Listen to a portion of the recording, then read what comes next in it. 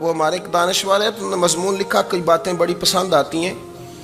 وہ کہتے ہیں کہ میری اہلیہ، ان کو بھی کسی نے مس گائیڈ کر دیا تھا، حالانکہ اچھی خاتون ہے، لیکن کسی نے مس گائیڈ کر دیا، تو وہ بھی سماجی اور ویلفیئر اور یہ خواتین کو شوق ہوتا نا بننے کا، تو وہ بھی سماج کے اندر اچھا مقام تلاش کرنے کے موڈ میں آ گئی۔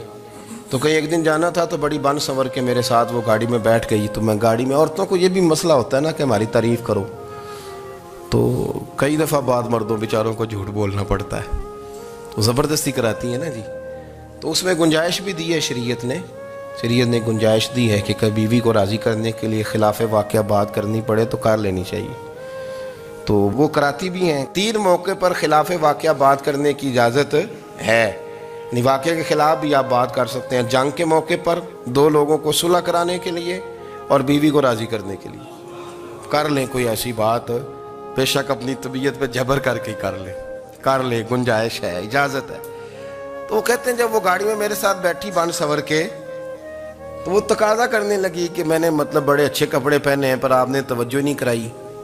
وہ سیاںا بندہ تھا، وہ چاہ رہا تھا کہ میری خاتون سمجھ جائیں۔ وہ کہتے ہیں مجھے پتا تھا کہ بیچاری مس گائیڈ ہو گئی ہے، دل کی بڑی اچھی ہے، سیاਣੀ ہے، لیکن اس کو کچھ خواتین نے، کچھ لوگوں نے مل کے اس کو ذہن غلط کر دیا ہے کہ سماج میں نکلو، باہر جاؤ، کام کرو، فلاں کرو، اپنی مرضی سے جیو۔ تو میرے ساتھ گاڑی میں بیٹھی کہیں جانے کے لیے، تو مجھ سے کہنے لگی کہ آپ نے میری طرف توجہ ہی نہیں کی، آپ نے کوئی ذکر ہی نہیں کیا کہ میں کیسی لگ رہی ہوں۔ تو وہ کہتے ہیں میں نے اسے کہا کہ اگر تو ناراض نہ ہو تو پھر میں صحیح والی تعریف کر دوں۔ تو اس نے کہا کہ آپ کر دیں۔ تو کہتے ہیں میں نے درد سے اور خلوص سے اپنی بیوی سے کہا، خلوص کے ساتھ میں نے کہا میں تو روز گھر ہوتا ہوں، روز شام کو گھر ہوتا ہوں، اگر تو میرے لیے تیار ہوتی تو میں تیری تعریف کرتا، لیکن آج تو باہر جانے کے لیے تیار ہوئی ہے، تو پھر ان سے تعریف کی امید رکھ جن کے لیے تو نے تیاری کی ہے۔ میرے لیے تیاری کرتی تو میں تو ہر شام تیرے پاس ہوتا ہوں۔ کہتے ہیں میرے لفظوں میں درد تھا تو وہ بھی رو پڑی، اور کہنے لگی آپ گاڑی روک دیں، مجھے باہر جا کے کسی کو راضی نہیں کرنا، میں نے اسے راضی کرنا ہے جس کو رب کریم نے میرا شوہر بنایا ہے اور میرے لیے منتخب کیا ہے میرے ماں باپ کو، میں واپس لوٹتی ہوں۔ یہ ایک پہلو ہے سلگتا ہوا، اس کو سمجھا جائے۔ عورت کو ویسے بھی قابو کرنا بڑا آسان ہوتا ہے۔ اعلیٰ حضرت بریلوی رحمۃ اللہ علیہ فرماتے ہیں بیٹیاں نازک شیشیاں ہوتی ہیں، ان کو تو ذرا سی چوٹ لگے تو ٹوٹ جاتی ہیں۔ دیکھیں کتنا بڑا جملہ کہا بریلی کے امام، نازک شیشیاں ہیں، ذرا کوئی آدمی گمراہ کرتا ہے، ذرا خراب کرتا ہے۔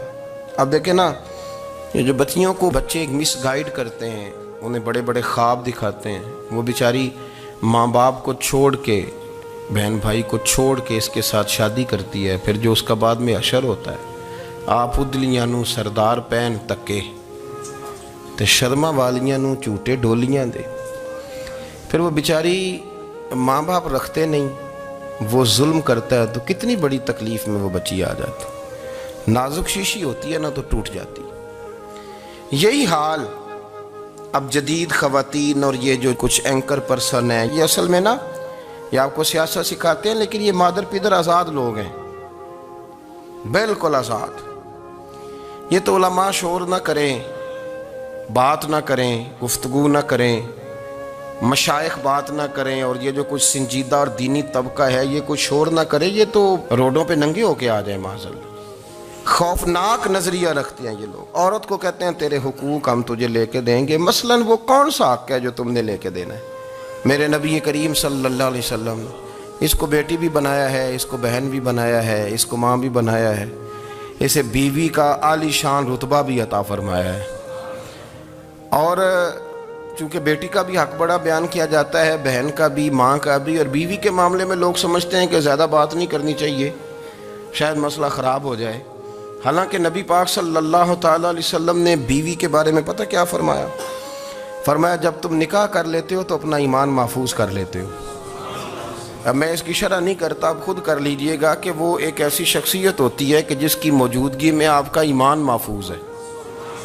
اب میں نہیں سمجھتا کہ اس سے بڑی بات کوئی اور ہو سکتی ہے، جس کی موجودگی میں آپ کا ایمان، اور بھئی یہ حدیث پاک عرض کر رہا ہوں، نکاح جب کوئی کر لے تو اس نے اپنا ایمان مکمل کر لیا۔ اس کا معنی یہ ہوا کہ آپ کا ایمان محفوظ ہے اس کی موجودگی میں، تو اس سے زیادہ بھی، یعنی ایمان سب سے قیمتی چیز ہے نا، تو اس کے محفوظ ہونے کی وجہ حضور نے نکاح بیان کر دی۔ اب میرا خیال ہے بیوی اگر کوئی اس سے بڑا حقوق مانگے گی تو بیوقوفی کرے گی۔ اتنا بڑا درجہ نبی کریم نے اسے عطا کر دیا، اتنا بڑا مقام دے دیا کہ تو خامد کے ایمان کے محفوظ ہونے کا ذریعہ بن گئی ہے۔ عورت کو جو حقوق رسول کریم صلی اللہ تعالی علیہ وسلم نے عطا فرمائے، نبی پاک نے جو حقوق دیے، دیکھیں نا، حضرت عبداللہ ابن عمر رضی اللہ تعالیٰ عنہ کی اہلیہ بیمار تھی، تو جلدی جلدی سے وہ آئے، تو جب بہت جلدی ہو، سفر بڑا شدید تھا، تو آپ نے جلدی سے نماز ادا کی، جلدی سے چلے۔ آپ کے خادم کہنے لگے حضور خیریت ہے؟ فرمایا میری بیوی بیمار ہے۔ تو اس نے عرض کی حضور آپ کی اہلیہ بیمار ہے، تو آپ نے نماز بھی جلدی سے پڑھی، سفر بھی جلدی جلدی کیا۔ تو فرمانے لگے یہ وہ چیزیں ہیں جو ہمیں مدینے والے رسول نے سکھائی۔ آپ اس کیفیات کو سمجھیں کہ حضور صلی اللہ علیہ وسلم نے درس دیا۔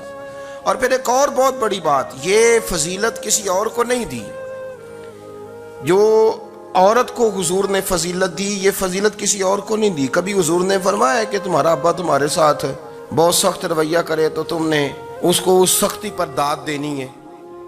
فرمایا چلو اگر وہ زیادتی بھی کرے تو تم نے اس کے ساتھ سلوک اچھا ہی کرنا ہے۔ لیکن آپ ایک بات کو سمجھے نا کہ بچے کے بارے میں، بیٹے کے بارے میں، بیٹی کے بارے میں فرمایا 10 سال کے ہو کے نماز نہ پڑھیں تو سختی کرو، تمہارا ڈنڈا بھی لٹکنا چاہیے۔ بہت ساری جگہوں پہ بہت سارے لوگوں کے لیے سختی کا حکم دیا، لیکن عورت کے لیے حضور نے جو جملے کہے، اصل میں ہم سمجھتے ہیں کہ یہ ایک بات ہے، مشہور ہو گئی ہے روایت حدیث، تو بس اس کے پس منظر پر اور جملوں کے حسن پر شاید معاذ اللہ غور کرنے کی ضرورت نہیں، ذرا اس لفظ کی تاثیر پر غور کریں۔ حضور نے فرمایا عورت ٹیڑھی پسلی سے پیدا کی گئی ہے، یہ ٹیڑھی ہے، کو سیدھا کرنے کی کوشش کرو گے تو ٹوٹ جائے گی۔ تو حضور پھر ہمارے لیے حکم کیا ہے؟ فرمایا جیسی ہے تم اسی کے ساتھ نبھا کرو۔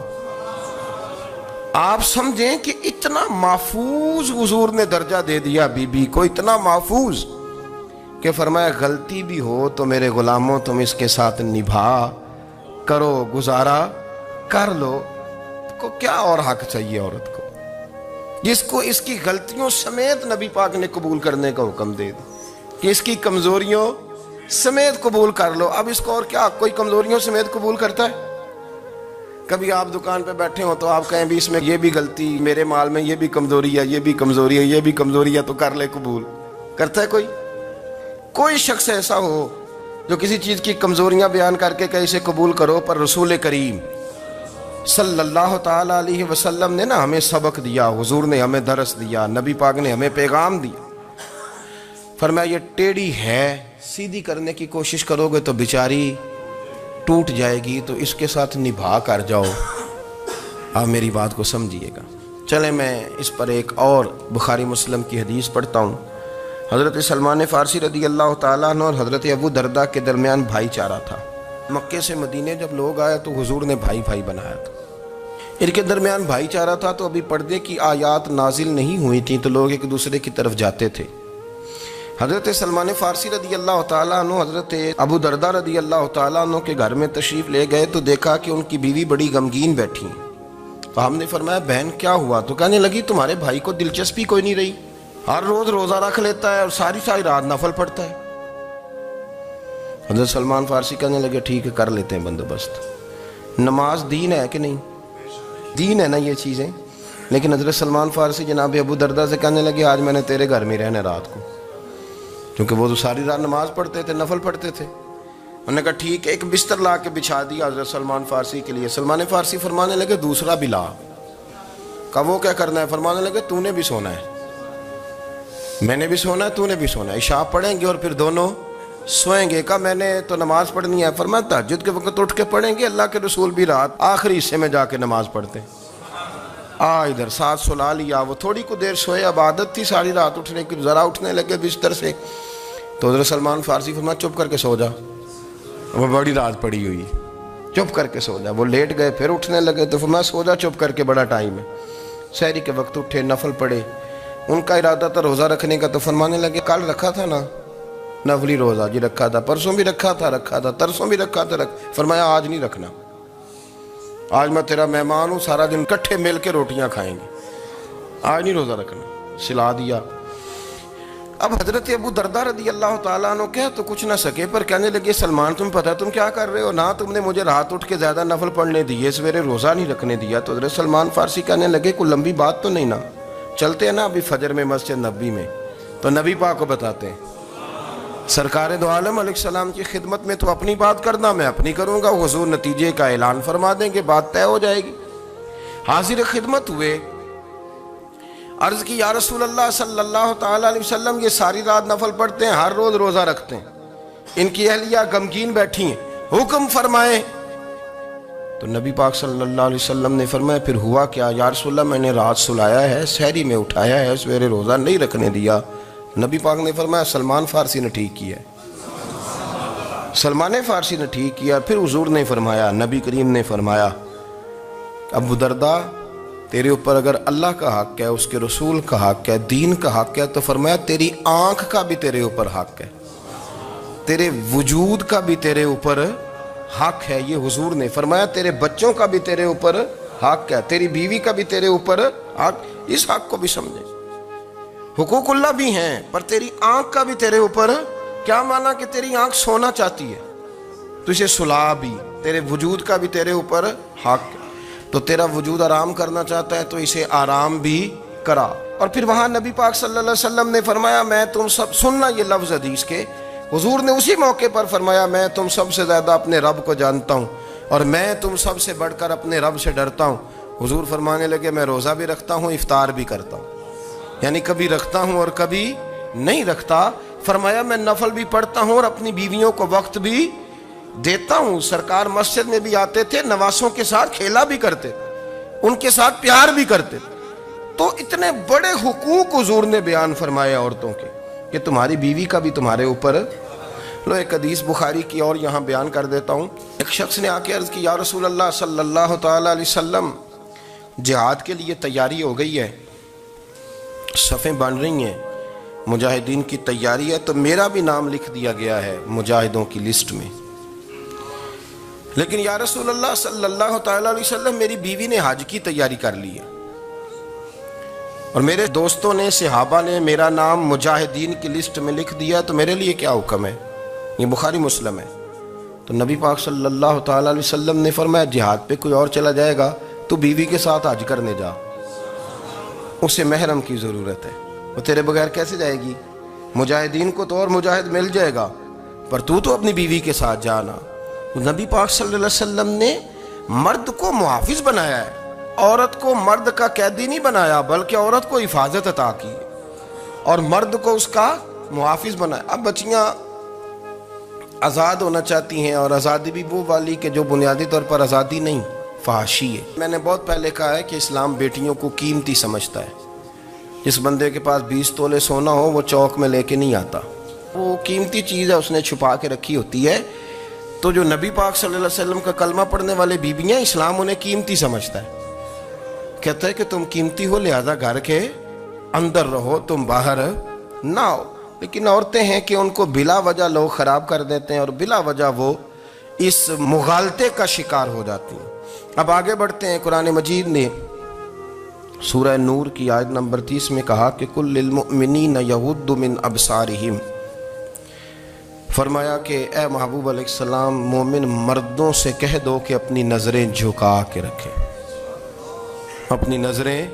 اور اگلی آیت میں فرمایا وَقُلْ لِلْمُؤْمِنَاتِ یغضضن من ابصارہن، فرمایا کہ اے محبوب مومن عورتوں سے بھی کہہ دو کہ اپنی نظریں جھکا۔ مرد بھی اپنی نظر جھکا کے رکھے گا عورت کی طرف، لیکن یہ ساری پابندی صرف مرد پر نہیں، عورت بھی غیر محرم کا چہرہ نہیں دیکھے گی، اس پر بھی اسی طرح نظر جھکانے کا حکم ہے، جس طرح کہ وہ ہر دکاندار کو بھائی جان کہہ کے گفتگو کرنے کی اس کو بھی اجازت نہیں ہے کہ وہ بھی وہ سمجھے کہ پابندی تو مرد نے کرنی تھی، میں نے تھوڑی کرنی تھی۔ وہ جس کے پاس جائے، جہاں بھی جائے، ڈاکٹر کے پاس جائے، باہر جائے، تو وہ جس طرح مرضی اس کا دل چاہے وہ بات چیت کرے، اس کی عورت کو بھی اجازت اسلام نہیں دیتا۔ بنیادی طور پہ اسلام شرم و حیا کا دین ہے، حیا کی بات کرتا ہے۔ حیا کی جب ہم تعریف کرتے ہیں تو حیا کی تعریف یہ ہے کہ کوئی کبھی چیز دیکھ کے نا تو آپ کی طبیعت میں کراہت محسوس ہو، آپ کوئی غلط جملہ منہ سے نکالتے ہوئے ذرا جھجکیں، آپ کوئی غلط بات کرتے ہوئے تھوڑا بوجھ محسوس کریں۔ ہمارے ہاں تیزی سے فروغ پایا ہے بے حیائی نے۔ سنگیوں کی محفلیں، یاروں کی محفلیں، اس میں غلیظ گفتگو ہوتی ہے، الا ماشاء اللہ۔ جن دوستوں کو بڑی پاک صاف گفتگو کرنی چاہیے، دوستی کا رشتہ بڑا مقدس رشتہ ہے، جو یہاں ایک دوسرے سے پیار کریں گے جنت میں بھی اکٹھے داخل کیے جائیں گے۔ شرط یہ ہے کہ پیار اللہ رسول کی رضا کے لیے ہو، لیکن اس کے اندر اگر آپ کی گفتگو کچی ہو، کمزور ہو، فحاشی والی ہو، عریانی والی ہو، وہ ہمارے ہاں تو اب اس کو لوگ فیشن سمجھتے ہیں، اس کو مردانگی کی علامت سمجھتے ہیں کہ وہ جی ساری باتیں جی وہاں ہو گئی، اور جس کا جو جی چاہا اس نے کہا۔ آپ جب حیا کے دائرے میں ہوتے ہیں تو آپ خود بھی سکون محسوس کرتے ہیں۔ دیکھیں نا، آپ کو نیند سکون سے کہاں آتی ہے؟ جہاں کمرہ بند ہو، چاروں جانب دیوار ہے، اوپر چھت ہے، خالی دروازہ بھی کھلا ہوا ہو نا، تو جب بندہ سکون لینا چاہتا ہے تو کہتا ہے یار ذرا دروازہ ذرا بند کر دو۔ وہ اچھی طرح اپنے آپ کو چھپا لیتا ہے نا حیا کے پردے میں، تو اللہ اسے سکون عطا کرتا ہے۔ اور جو اس سے بھی زیادہ ٹھنڈی نیند میں جانا چاہتا ہے وہ کہتا ہے لائٹ بھی بند کر دو۔ اب وہ مکمل طور پہ سمجھتا ہے کہ میں چاروں جانب سے چھپ گیا ہوں، اگر میں کھل کے بھی سو جاؤں گا تو میرا چونکہ پردہ قائم ہے تو مجھے کوئی دشواری نہیں ہوگی۔ آپ جب چھپ جاتے ہیں، جب آپ حیا کے اندر سمٹ جاتے ہیں، جب آپ چادر کے اندر آ جاتے ہیں تو آپ بہت ساری جگہوں پہ آسانی محسوس کرتے ہیں۔ تو حیا تو آپ کو سکون دیتی ہے، حیا تو دل کو راحت دیتی ہے۔ میں بڑی ذمہ داری سے بات عرض کرتا ہوں، قرآن مجید نے نا ایک مقام پہ مذاق کو، ایک مزاح ہوتا ہے خوش طبی، وہ نہیں، مذاق اڑانا۔ قرآن پاک نے نا مذاق کو ایک جگہ پہ جاہلوں کا طریقہ بھی قرار دیا ہے۔ بنی اسرائیل کے لوگوں سے حضرت موسیٰ نے کہا کہ گائے ذبح کرو اور ایک ٹکڑا مقتول کو مارو، زندہ ہو کے خود بتا دے گا مجھے کس بندے نے قتل کیا۔ تو کہنے لگے آپ ہمارے ساتھ مذاق کر رہے ہیں۔ تو قرآن مجید کہتا ہے کہ حضرت سیدنا موسیٰ علیہ السلام فرمانے لگے اعوذ باللہ ان اکون من الجاہلین، فرمانے لگے میں اللہ کی پناہ مانگتا ہوں کہ میں جاہلوں میں سے ہو جاؤں۔ یہ مذاق کرنا تو جاہلوں کا طریقہ ہے۔ اگر آپ کی زبان سے بے حیائی کا جملہ نکل گیا، اگر آپ کی زبان سے بے حیائی کا جملہ نکل گیا، آپ نے کہہ دیا کہ ہم آزاد لوگ ہیں، جو مرضی کریں گے، جو مرضی کہیں گے، جو ہمارا دل میں آئے گا کریں گے، تو پھر تو لوگ آپ کا وہ حشر کریں گے کہ آپ سے برداشت ہی نہیں ہوگا۔ جس کا لوگ مذاق بنا لیتے ہیں اور جو مذاق بن جاتا ہے پھر اسے کوئی جینے دیتا ہے۔ آپ حیا کی چادر میں چھپیں گے تو بچیں گے۔ اگر آپ نے اپنا مذاق بنوا لیا یہ کہہ کے کہ میں نے مرضی کرنی ہے، پھر یاد رکھنا چھپنے کو جگہ نہیں ملے گی۔